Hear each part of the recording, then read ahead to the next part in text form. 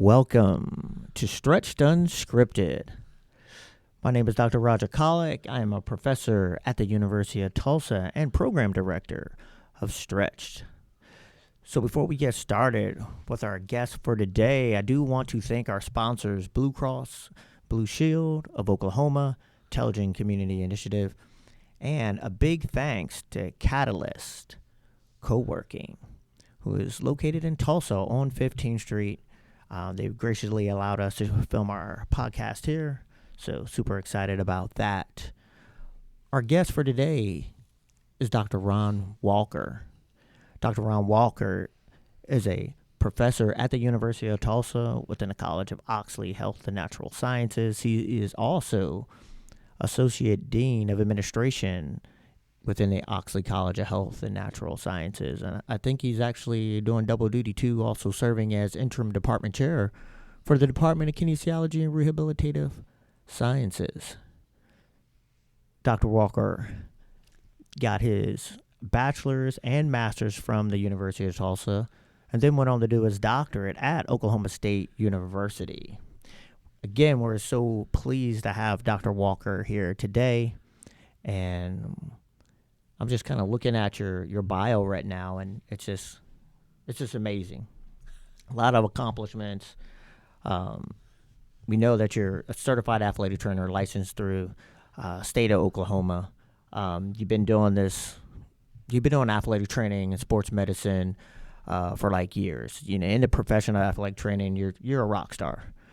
You won numerous awards, and you know, I think I'm gonna read some of these because I know I'll have to brag on you because I know you don't like to brag on yourself.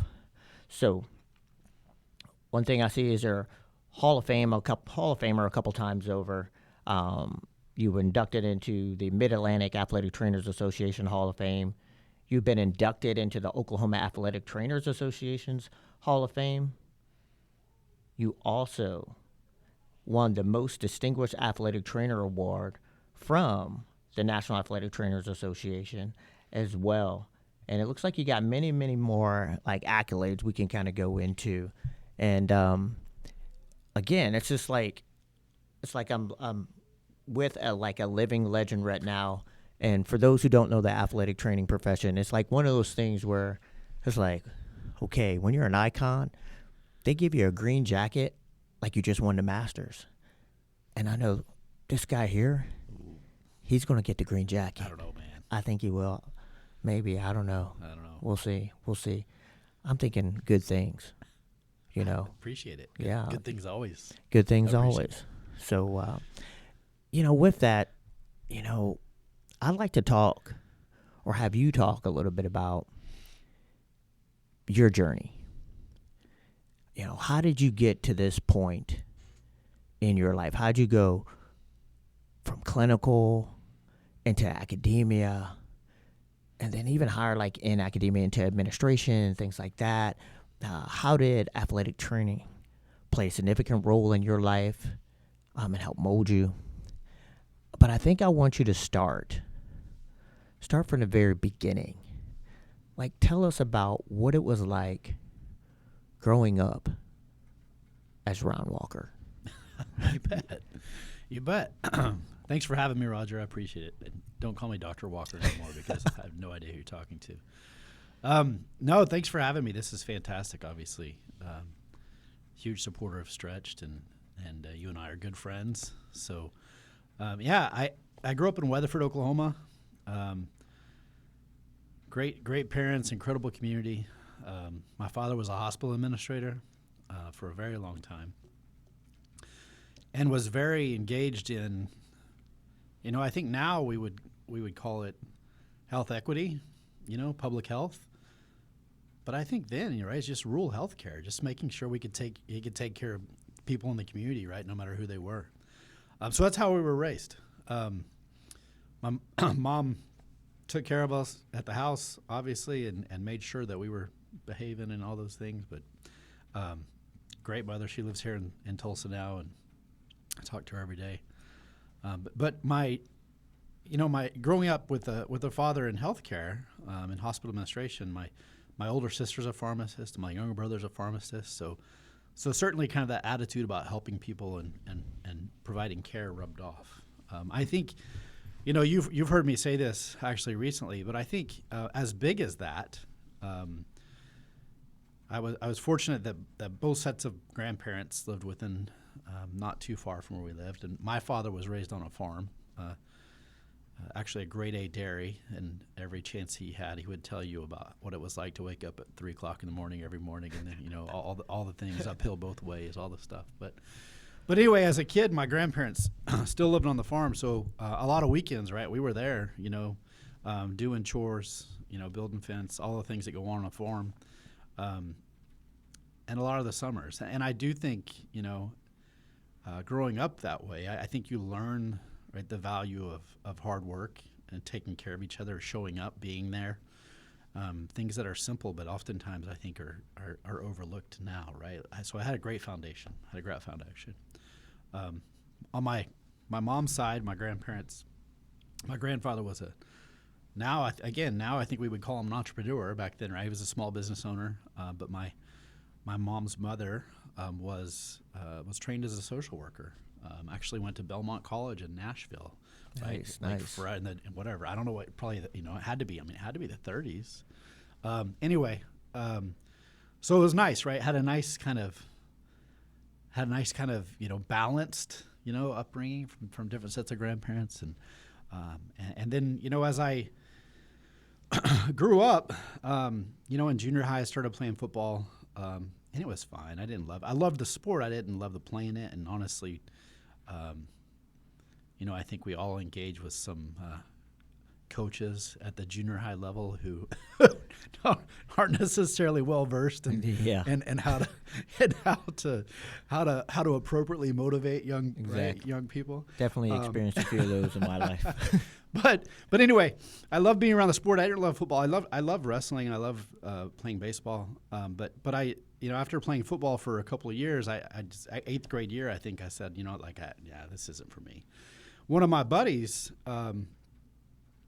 said, who at the time was, we were eighth grade, right? Equipment manager / trainer, which you have no idea what that means in eighth grade, right?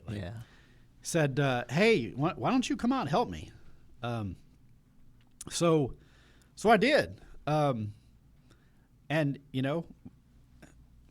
we had no idea what we knew, what we did. We had no idea what we didn't know, which was we knew absolutely nothing, right? But that's how it started. Ironically, this same guy, his name is Jeff Bryan. His son Reese actually came to TU and is in medical school now. Jeff's been a practicing physical therapist as long as I've been an athletic trainer. So we both kind of went that path. Again, eighth grade, right? And after eighth grade, started going to summer camps, exploring educational opportunities, like a lot of clinics, and people would put on workshops. A lot of those workshops were designed for coaches. They weren't designed for high school kids or junior high kids, right? They were designed for coaches. So started kind of going in that environment at a young age, right? And learning what I could and applying what I could. And then when it came time, right, to go to college and pick what you wanted to do, I think like a lot of students, like a lot of kids, I thought I was interested in hospital administration, right? I thought that was I shouldn't say a lot of kids think that, but I'm saying like what their parents did, right? What you said your dad did that for many years, right? So anyway, knew I loved athletic training. And interestingly, right, in the early 90s, so that would have been my senior year, 1990, 91, that was actually the year that the athletic training was, I believe I'm right on this, you can fact check me, but that was the year that the athletic training was recognized by the American Medical Association as an allied health profession. Yeah, I know, right? It's the early 90s. Yeah, so kind of like a Forrest Gump type moment, right? You're in the right space, right? Like in the timing of the profession, which is relatively young, right? This important part in time. At the same time, the University of Tulsa was prior to kind of this date. Most of these programs were internship, which meant that you went somewhere and you got a degree in anything, right? It could have been biology, it could have been kinesiology, but you basically had 1,500 hours of hands-on experience with an athletic training staff at a university, And they signed off on that, and you had, a list of, I don't remember, 6 or 8 classes you had to have, and then you qualified to sit for this national exam, and that was called the internship route. So prior to this time, prior to the 90s, there were a handful of programs of curriculums of bachelor's degrees in athletic training around the country. Not many. I mean, there were some real pioneers. I think about like Mankato in Indiana, and places like Emporia State, places like that have been around for a while. I take that back. Emporia State did not have a curriculum. But anyway, these curriculum programs that have been around for a while. But there wasn't anything in Oklahoma, Kansas, Arkansas, Missouri, Tech. There was nothing in the states surrounding Oklahoma. Okay. So University of Tulsa launched a bachelor's degree program, a curriculum. And my mom said, hey, listen, like, if this is really what and she's always understood what athletic training was and what we did. It was rehabilitation. It was emergency. It was all the things, right? I don't know that my dad did so much, and I know my grandparents certainly had no idea. Anyway, my mom kind of had the vision to say, hey, listen, if this is what you're going to do and make a career out of it, this is what your degree needs to be in. Like, you don't need to get an internship, right? This is what you need to study, and this is what you need to be good at it, and these are the people you need to network with.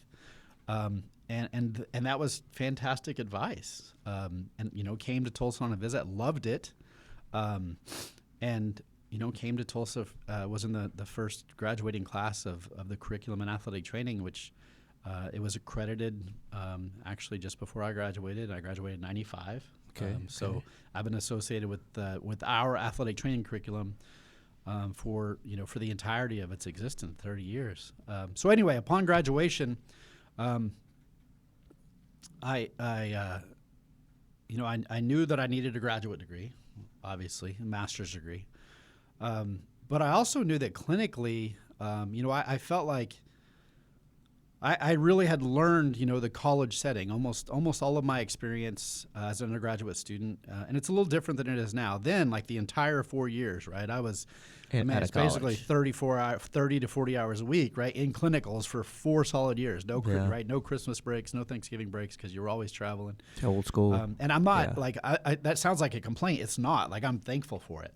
But I think like the beginning of my senior year, like I had almost 4,000 clinical hours logged. So I just stopped logging them my last year. It was insane. Mm-hmm. And we really functioned almost like, like staff members. I mean, there were a lot of times in my undergraduate career where it's not like it is now. Like I was the only, and I wasn't a licensed athletic trainer, right? I was an athletic training student, but like I would travel with men's soccer to a conference tournament, right? And there was no other staff member there, right? Like, and we were fortunate because somebody was traveling. Anyway, so I felt like I knew the college setting pretty well. I enjoyed it, right? Love our student athletes, love our coaches, athletic administrators. Still have a lot of friends from those days today. But I felt like I really wanted to experience what is it like in the outpatient, world, the outpatient setting. Uh-huh. And at the time, there were only a couple of graduate fellowships in the United States where you could do that. One was here in Tulsa, one was in Las Vegas.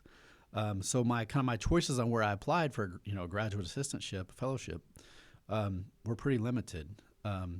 Thankfully, I ended up with one of the positions here in Tulsa. Went to work for our team physicians. It was Eastern Oklahoma Orthopedic Center at the time, and through that, had the opportunity to work, even though I knew them from Tulsa, but to work day in and day out with some. Man, you use the word legendary when you talk to me, but I certainly not me, man. I think about the physicians I work with: Brad Boone, George Mowerman, Jeff Immel, Scott Rahal, Larry Egge. I was our sports medicine coordinator, and absolute legends. And it was remarkable. So in that position, I had outpatient therapy every morning. Had about, depending on the day, 12 to 18 patients in 4 hours. A lot of ACL reconstructions, a lot of shoulders, a lot of elbows. We worked with, tons of high school students, college students, but we also had a lot of pro athletes who came back in the off season, baseball, nice. Basketball, rodeo, that we worked with a lot. And in the afternoons, we did outreach. My particular responsibility for 5 years was Union High School, which we had 1,500 student athletes. I was the only athletic trainer, only staff member. I think now they have 3 full-time staff members, and they obviously do a much better job than I could by myself. But just an incredible experience during that time, at Union, and again, like I still stay in touch with those coaches, with a lot of those student athletes. I still see those people frequently around town. And then early in probably late 99, early 2000, Southwestern Oklahoma State University, which is in Weatherford, Oklahoma, my hometown, Okay. which has a very, very strong health sciences foundation, has a fantastic pharmacy school. One of the department chairs called me and said, hey, we're going to start a curriculum in athletic training, a Bachelor of Science in Athletic Training. And we really don't have anyone out here who has the knowledge of starting a curriculum program, running a curriculum program. But because I was from Weatherford, he knew about me, he knew my family. And through my graduate work at Tulsa, and associated with my graduate assistantship, a big part of my graduate work was working hand in hand with Dr. Gardner, Greg Gardner, who was new at the time, right, like going through our accreditation renewal process. Mm-hmm. So I had produced a lot of documents. I knew I knew the operations. I knew how it was supposed to work. I knew the deadlines, all those things. So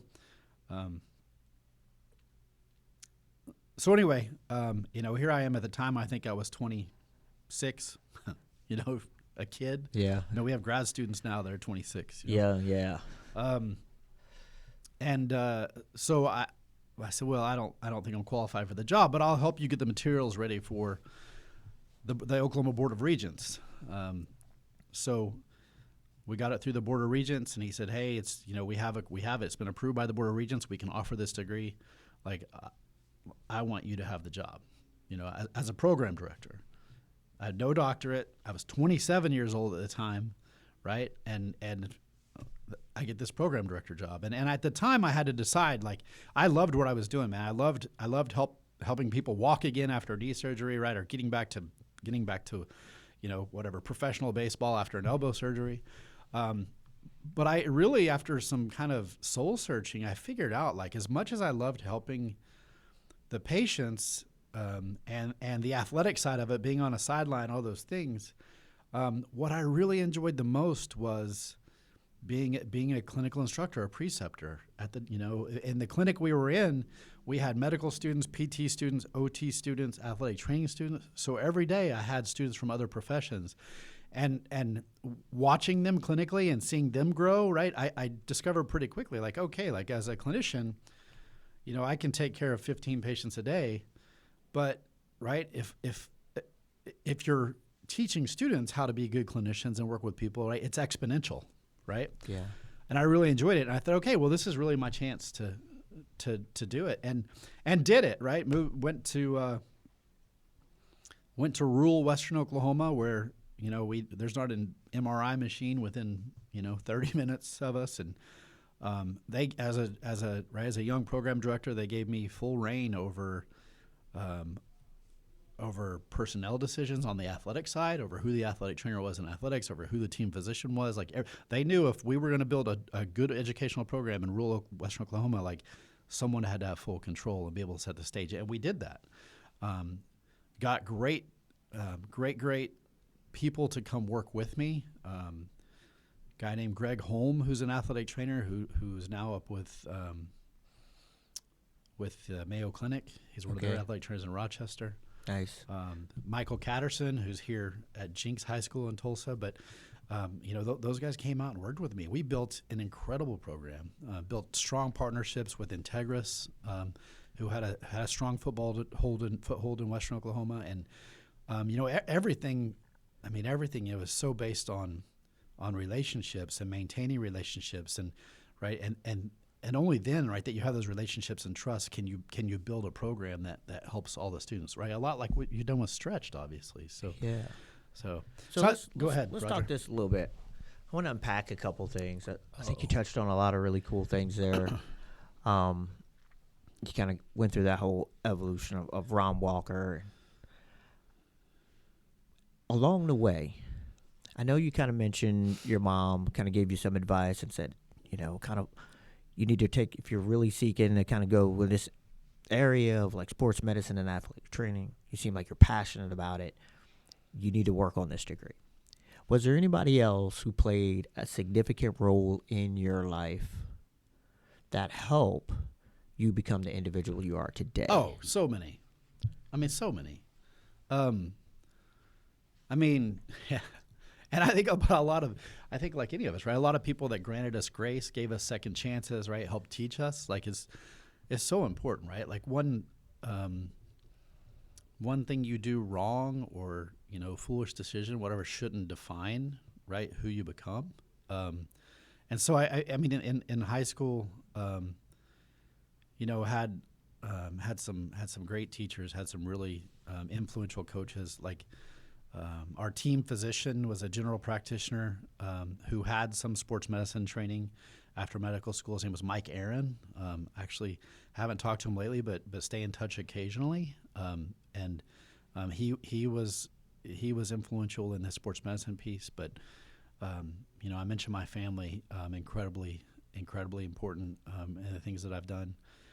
In college, I think I've already mentioned their names, but some people that were just incredibly influential as far as just having strong personal and professional values and integrity. Dr. George Maurerman, absolutely a legend, passed away a few years ago, but I actually was in touch with his two daughters and his son last night and this morning, so still stay in touch with him.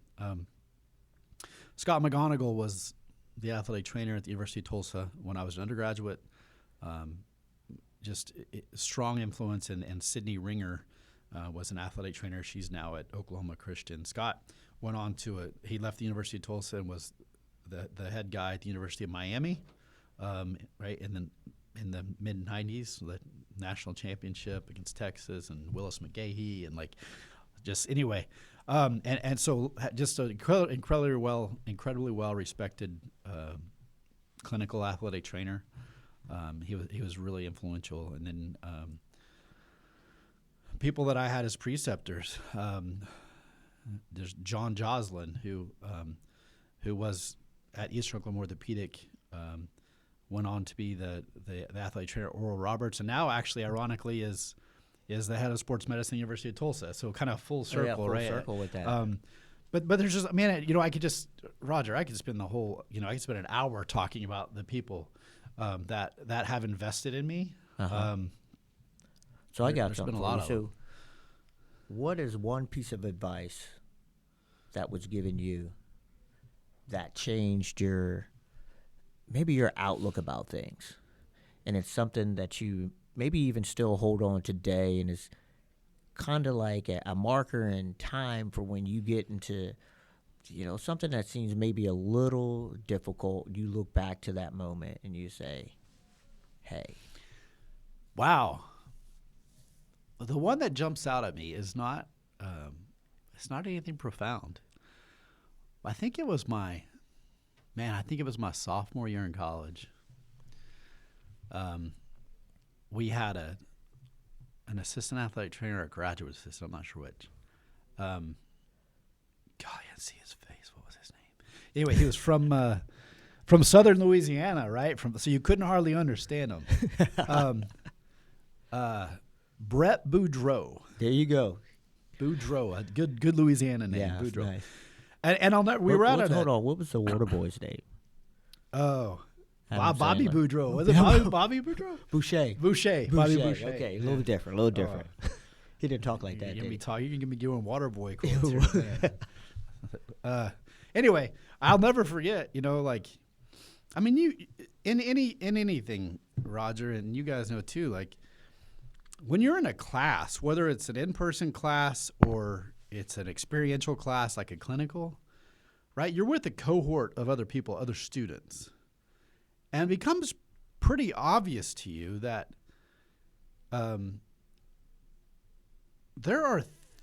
you can put in less effort or show up less or do things at a substandard level and still get away with it and get the same grade or the same, right? And so I'll never forget, I was out I think we were actually covering a tennis match, and I was with Boudreaux, and I was complaining because I think the other person who was supposed to be there with me hadn't shown up, didn't show up to clinical that day, right? And I think it was a tournament. So when you're running a tournament, there's a lot of behind the scenes legwork stuff to do. Like when you're a student, you're setting up water and ice and hospitality, all the stuff, right?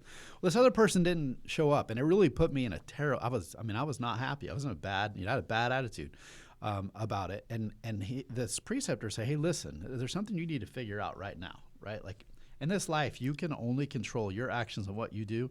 You cannot control anyone else or how, right, or what they do, right? All you can control is what you can do, right? And what are you like? How do you want to put yourself forward, right? Like, who are you? What are your values? What's important to you? Don't let anything else impact that." And like I said, it's not profound at all, but I really think going forward from that moment, and I still think I think I approach a lot of things like that today, right? Like, hey, you can do the right thing. You can be the hardest worker, right? You can care about people. You can't control if anybody else cares about those values, But then as a leader, hoping that what you say and more importantly what you do actually rubs off on the other people around you, and that they recognize the value in that too. Okay. So, we have a lot of high school students who are listeners, but also college students as well. And all of them, are focused on, potential career path in healthcare. And they're always asking us, well, what things should I be doing? If you were to talk to one of those students, what is something that you're very passionate about that you feel like this is something that you really need to participate in? This is something that's really going to be a standout thing on your resume. Yeah. Something that you can talk about in your cover letter that people are going to say, wow, that's really cool. We'd like to have you here. Yeah. So, I think there's a lot of potential answers to that, right? There are a lot of things that make you stand out on a resume. But, one of the things that I'm really passionate about with all of our students at the university, not just athletic training or exercise science or pre-med, is international experiences. There are a lot of ways to accomplish that. One is just kind of a faculty-led class where you go abroad and it's just an academic experience and some cultural, right? So that's good. It's eye-opening. It gives you perspective, right? It helps you kind of understand and culturally that that your particular pocket is not the center of the world, and there's a lot of us in it, right? And we have to work with each other.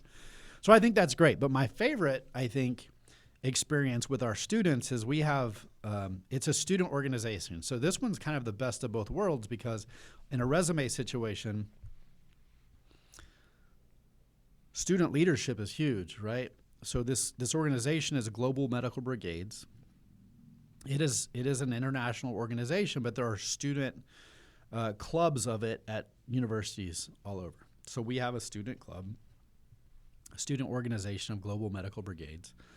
And I'm the advisor for that. As the advisor, I'm just the advisor, right? I'm not setting meetings. I'm not running budget. I'm not making any of the contacts. I'm there to help you. But as a student, right, this is your chance to lead this. And so I'll get into what it is, but I think the student leadership piece is really important. And when you're talking about this type of organization, which our goal, our role is for pre-med, pre-health, PT, AT, OT, nursing, dentistry, you name it, right? Whatever future healthcare professional, is for them to organize a service trip, right, to usually Central America. Last year we were in Guatemala. A year before that was Panama. A couple of years before that they were actually in Greece working with in migrant health. But to organize a service trip and then fundraise for it, right, to pay for lodging, transportation, but to pay for medical supplies, and we take things with us. We partner with local providers, so local dentists, physicians, optometrists, nurses, and we go into a community where they have no health care. And our students, right, set up along with the local providers, and we provide a clinic. And so it's usually for at least 3 days. And then you also do a public health survey, either before or after the clinic, where we're basically going door to door. When I say door to door, it's not like a neighborhood here, right? It's up and down muddy hillsides, and there might not even be a door. You know what I mean?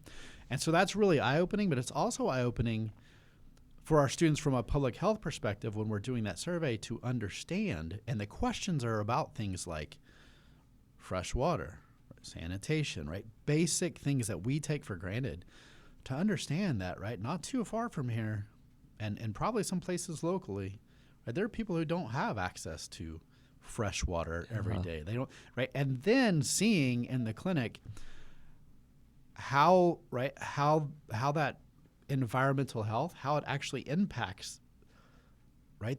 I mean, the amount of GI distress and diarrhea and vomiting, things that they see in the clinic, right? So much of it is tied to the environment. So anyway, I kind of got off track a little bit, but like, I'm super passionate about this because as a student, if you're in a leadership position, it's not just running, right, the two-step club. No offense to the two-step club at TU. I know you guys are great, but it's not just running the dancing club, right? You're talking about organizing a group of students for a common goal, right? Convincing them to give up 8 to 9 days of their time to travel to a foreign country, to stay in a compound that is not a 5-star hotel, right? And to devote that much time, and then to raise the money to pay for that. But then also, as a student leader, to deal with the international organization, to deal with logistics, to deal with plane tickets, right? To deal with all the things. Again, I'm there as an advisor, but I'm hands off, right, until there's a problem. Yeah, it's got to be an eye-opening experience for us. But then the actual experience itself, watching our students, some of which had never taken a blood pressure, right, before we get there and spend a half a day doing training about medical history and blood. Oh yeah, and taking a history in a language that you don't even speak, you know.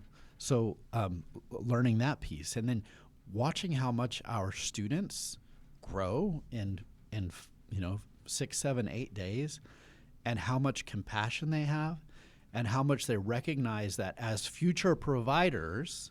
Right? I think a lot of people say, oh, the healthcare professions, right? There's a lot of money in that. That's that is the worst reason to choose any job is the paycheck, right? To recognize that a smile is universal, right? That just playing with a kid or reading a book, right, is so impactful, right, to a community. And just seeing that, and then seeing them bring that back here and seeing how that affects them as people going forward, is just like, it's incredibly valuable. So because of that, I'm super, super, super passionate about it. Cool. Very nice. Very nice. Now, there is one thing I kind of want you to touch on, and this is going to be our final thing here. So I know in the past you've shared with me an experience that you had in which you met Eddie Vedder. Oh, God. Okay. From Pearl Jam. Yeah. Can you walk me through, or just walk the audience through, how that all went down? And it wasn't that you just met him. It was you were tapped to be an athletic trainer for the event, right? It was like something kind of big with that. So that's the one you want, Pearl Jam? Like, I mean, because I could go Dave Matthews, Zach Brown, Def Leppard, Hart. Okay. I'm in Faith Hill's documentary. All right, go ahead and give me. I want to hear the Pearl Jam thing, and I want to hear about Zach Brown. Okay. I'm definitely got to hear about Zach Brown. We'll close it up with no. So I mean, golly, athletic trainers are one of those. I mean, it's just one of those professions where the network is. I mean, networking is so important anywhere. But anyway, I'm in I think 2014, probably about this time of year. I don't remember. Anyway. I'm in my office, and my office phone on my desk, when we had those, we don't have them anymore. My office phone rings one day. Hang on, let me back up. I'm gonna start at the beginning. It kind of starts the same way. Office phone rings. This guy says, "Hey, Ron, my name is Dale.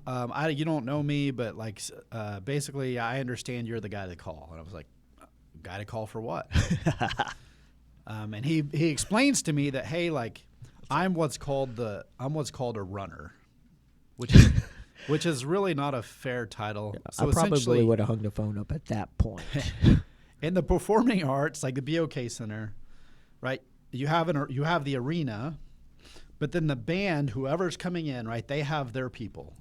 The arena's job is just to open the doors and right, sell stuff. The runner is not one person. It's a staff of people that are independent contractors. Their entire job is to take care of everything that the band needs from the time they get to town until the time they leave, right? So you read about the blue M&M stuff, like the riders and the contracts. So their job is to everything, right? Set up the dressing rooms, everything that's needed, right? Very specifically, take people around town, get medicine, whatever. So anything that the band needs while they're in town. So this guy calls me and says, "Hey, I understand you're the guy to call," introduce himself. And he was like, "So Ann Wilson from Heart, it's Heart Def Leppard concert that night. Ann has specifically requested an athletic trainer." Okay. Which, by the way, happens a lot, which is cool. Ann's requested an athletic trainer. Can you come help out? I was like, "Yeah, sure, why not?" Right. So I go down there backstage. Pretty cool experience. And Def Leppard was with them, and Vivian Wilson, the lead guitarist for Def Leppard, had a back issue, so I also took care of him that night. And at the end of the night, this guy said, "Hey, wow, like, man, I can use you a lot." I was like, "Well, yeah, this is kind of what we do, right? Like, you think about this, these performers, they can't sit out a play, right? Oh, yeah. Like, they have to go on stage." I said, "Well, this is what athletic trainers do, right? Like, we get you back on the field. So, like, if you want somebody to come down here and write prescriptions, I'm not the guy, but, like, otherwise." So anyway, so that's how it started. So I don't know, a couple of years later, so I've done this kind of continuously. I've worked with lots of people. Actually gone to Oklahoma City a couple of times to do this, but lots of big acts come through the BOK Center. So I get a call, my office phone rings, I answer it, and this guy says, "Hey, Ron, this is Jeff Ament." Well, I don't know. Jeff Ament is the bassist for Pearl Jam. "Hey, I got this knee problem. You know, we're on the plane right now, right? We're in the jet. But hey, we're gonna land. We're gonna be at the arena about 2:00. Can you meet us?" I was like, "Yeah, like, I'm a big fan. Course. I can make that happen." Yeah. So I get out of the arena. I work with Jeff. Great. I mean, just a great guy. Side note: this guy has basically given away everything he's ever made. He builds skate parks on Indian reservation, Native American reservations in the middle of nowhere to keep kids out of trouble, and he's an incredible guy. Anyway, so I work with him, and he said, "Hey, I think EV wants to come see you too." Like, I had to come kind of check you out first to make sure you didn't know what you're talking about. So, and a dumb me, I said, "Well, who's EV?" Who's right? EV? Eddie Vedder, right? So Eddie comes in, and I'm working with Eddie, and again, I mean, a lot of these bands and these acts, man, like, the people around them, the managers, those people, right? They get paid to basically, right, keep people out. So those people are difficult. But a lot of times when you get to the actual band members, they're so cool. They're just regular people. And these guys were just incredible. So I work with Eddie, and I'll try to keep this PG. So okay. I'm working with Eddie, and at one point I just said, like, you can go PG-13. I said, "Man," I said, "I just can't believe that I'm and usually I always say, like, here's another good piece of advice. Act like you've been there. Oh, right? yeah. Because if you don't act like you've been there, then they're not going to want you there." So anyway, so I don't ever kind of, I never go fangirl on anyone, right? But I said, "Eddie, like, I got to tell you, man, like, I think I bought my first Pearl Jam CD when I was 18 years old." I said, "That's literally, like, I don't even listen to my CD. I have a CD player in my truck, right? Your disc is in it. Like, that's the only disc that stays in that CD player. Like, I rarely listen to it, but I know if there's nothing that I want to listen to, I can hit play and I want to listen to it." I said, so if you would have told me when I was, a 20-year-old kid that I'd had the opportunity to work with you, I would have said, you're crazy. He goes, oh, I know exactly what you're talking about. And I said, like, you're Eddie Vedder. How could you possibly, he goes, well, he said, I had lunch with Ringo Starr yesterday, and I'm no freaking Beatle. Wow. That's where I went PG. That's yeah. He said, and I'm no freaking Beatle. I was like, that's really cool. So then we get finished. He says, hey, why don't you come out to sound check? Well, you do these things. Some sound checks are no big deal. Some sound checks are big. Like some sound checks, they won't allow ushers. Like the arena has to be empty because they're practicing new stuff or they play covers. Right now, they don't want things recorded, whatever. So he invites me to sound check, which is a big deal with them. Like no one's allowed in the arena. So I go out to sound check, and at this point, I've been with these guys for about 3 hours, and so I get out my phone. I'm checking my email to see if I've missed anything, right? And there's gigantic personal bouncer, right, comes over, right, and grabs my shoulder and like takes my phone. The music stops. Like Pearl Jam is on the stage playing, right? The music stops, and Eddie over the mic says, "It's okay. He's with me." And I was like. Awesome. I was like that. Like that's pretty cool, right? So I go back. They invite me in. I actually had dinner with them, the